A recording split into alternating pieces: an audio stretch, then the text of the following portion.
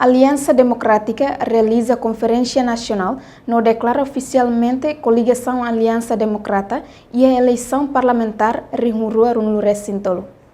Conferência Nacional Nebehalau e Salão CNK e colidili sexta-feira Loron Ruanulu. Fulançaneiro Tina Rihunrua Runlure Sintolo né? Hili tema. E Marcelo Bele Tansahaula Bele. Coligação Democrata é composto por Partido de Desenvolvimento Popular PDP, Partido Liberta Povo e Leba PLPA, no Movimento Aliança Nacional Democrata AD. Presidente Aliança Democrata Jorge Temer Hateteng. Objetivo da Conferência Nacional né, atuar forma força política ida, onde prepara an compete e eleição geral parlamentar tina Rihunrua Ruanulure Sintolo.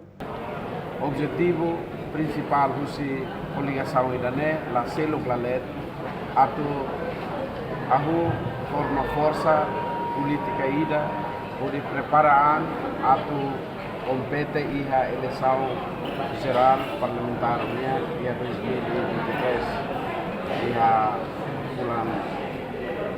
maio para junho, conforme a decreta do presidente da República. Se podia pôr na garante minha referência, minha jornada política desde 2001 e puslio ao campanha da ANP e como idade a união toona atau bele hamrik mesa prepara a união veículo político mesa nudar geração venduras ao fiar angkata aliança indonésia passa barreira. Primeiro tamba ao Jorge Temer ao iha base de apoio na que bote o ecusi. Embora ia na Bahia Fertilin ia CNRP, mas how nudar o ecusiwan, how se kulia basira, kata how o ecusiwan primeiro, mapele hari partido político ida, e how atuate sira kata, vota ba AND, ne vota ba figura, ba how Jorge Temer, vota ba presidente selo, ne vota ba partido, tambane how fia, kata Aliança Democrata, minha base de apoio, ser mais Russi ou Ecussi. Ao por exemplo, Russi município, se selo, a minha delegado na Lima dele. Mas de Russi ou Ecussi, Sira Buca, Sira Selos, se de transporte, Sira 62 pessoas.